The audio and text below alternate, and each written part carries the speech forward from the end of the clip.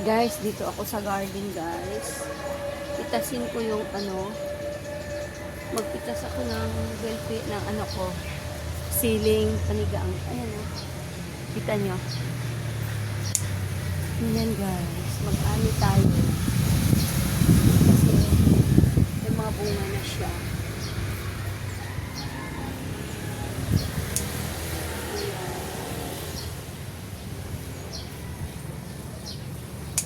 Ayan ang ani ko, guys. Tapos ito, ano siya, guys, siling labuyo pala siya. Ayan, may mga bunga na rin. Ito lang muna yung aanihin natin, yung siling panigang. Tapos itong ano ko dito, ang palaya ko dito, guys, gumapang na. Lagyan ko siya ng akyatan. Natali ko na dito yung tali ko na dito yung straw.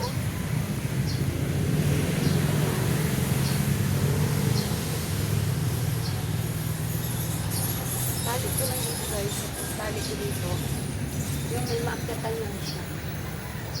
Kasi umano na siya dito sa sili.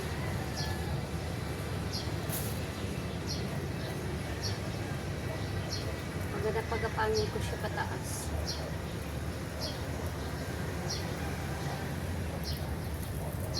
Ganyan lang, guys. Magpagapang lang ang palaya.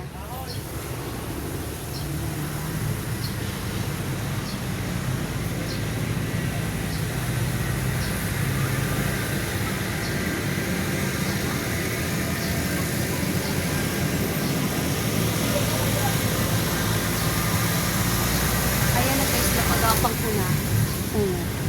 Nalagyan ko na siya ng akyatan. Nag-umpisa na kasi siyang gumapang. Kaya ayan o. Ayan, pinapaakyat natin dito. Dito. Sasama natin dito sa sitaw. Ayan, kasi ito yung sitaw ko. Ayan. Dito ako guys. Yung aking stress reliever. Itong aking munting vegetable garden. Dito talaga ako nagiging masaya ako dito sa ginagawa ko, guys. Dagdagan ko to ng gapangan yung sitaw. Kasi medyo nalalaglag siya dito eh.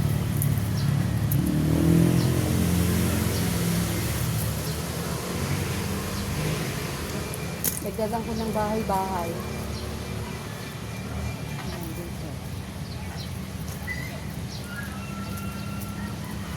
Ayan na guys siya. Malapit na siya mamulaklak, mga lalab.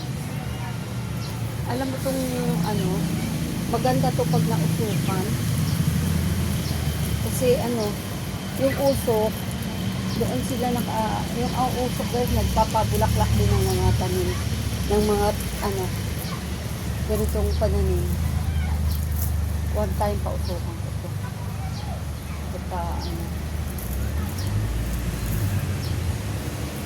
Maganda pag nausukan itong mga sitaw ng lalabs kasi bukod sa pampabulaklak niya, natatanggal din yung mga isip ko, guys. Kasi yung mga gatong lapitin ng mga isip ko. Pinakain nila yung mga bulaklak kaya hindi makapagbunga. Pero pag nausukan yan, tanggal ang mga insekto. Takot ang mga insekto sa usok. Ayan. Kailangan natin sa bahay-bahayan.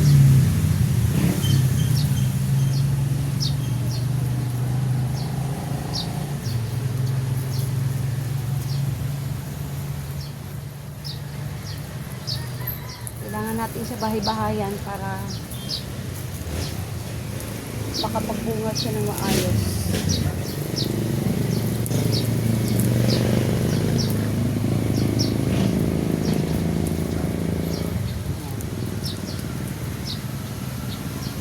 Ayan na guys, nabahayan na natin yung ating pinagapangan ng sitaw. Ito naman mga lalabs, yung sitaw dito sa kabila ay nag-umpisa na rin siyang gumapang. Tsaka ito, Lagyan din natin siya ng gapangan guys. Gagawa tayo. Dito lang din ako magtali guys ng gapangan niya. Ayan oh. Nag-ano ako ng kahoy. Para may matalian ako ng low bed. Ayan. Ito lang guys, o ganito lang. Tapos i-ano ko lang dito yung kanyang talbos sa katawan niya. Ayan. Para susunod na yan siya guys, aakyat siya pataas. Ayan. Ayan. Tapos itong isa, sama natin. Ayan. Then, itali ko naman dito guys sa may sa may papaya ko. Yan. Susunod lang yan siya guys. Gagapang siya dyan sa sa tinalagay nating straw. Sa nilagay nating panali.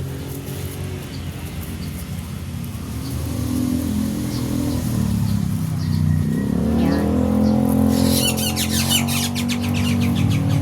Ay, ang ingay ng ibon. Nagulat ako. Yan, pagkapangin lang natin dito guys. Itali ko dito sa may ampalaya ko. Ay, sa may ampalaya, sa may papaya.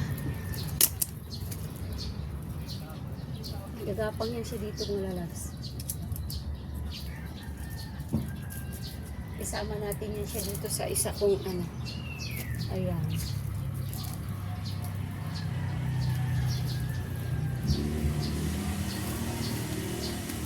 Ayan, pwede na yan guys. Gagapang lang yan siya dyan. Susunod lang yan siya dyan. Ito namang isa. Yung talbos niya. Nasira. Nasira yung talbos niya guys. Gupitin ko na lang. Ito oh. Nasira na sa hangin. Ito oh. Dito naman ako magtatali sa may. Dito naglagay din ako dito ng kahoy. Dito ko rin itali yung low bed ay yung straw para dito siya gagapang din paakyat. Yan. Ganyan lang guys. Yan. Diba? Kita nyo? Pag isama natin dito sa isa, pagsamahin natin sila guys. Pagsamahin natin sila mga lalabs. Ganon lang guys para makapamunga ng maayos yung ating sitaw. At sana magbunga nga siya ng marami.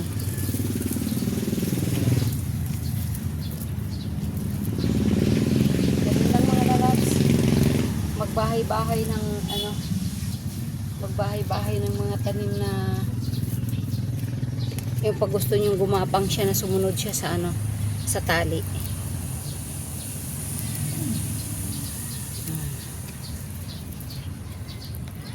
Ayan na, nagawa na natin guys. Ayan o. Ito siya o. Gagapang lang siya papunta dyan. Tinali ko lang dyan o. Kasi itong isa, ito, ganun din. Gagapang din yan siya papunta dito. Aakyat na yan sila doon guys. Magsama-sama na yan sila. Ito. Dito.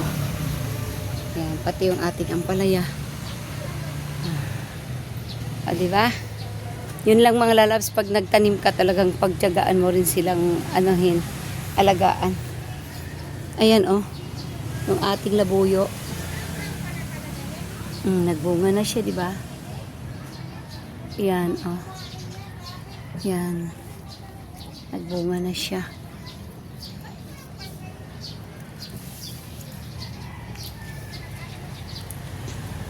Ito dito, meron pa dito guys, hindi ko pa inani. Ayan, medyo baloktot siya. Ayan. Ayan, yan lang mga malalabs. Malalabs, yan lang muna. Thank you so much. Mag-aayos ako sa aking garden. Bye-bye.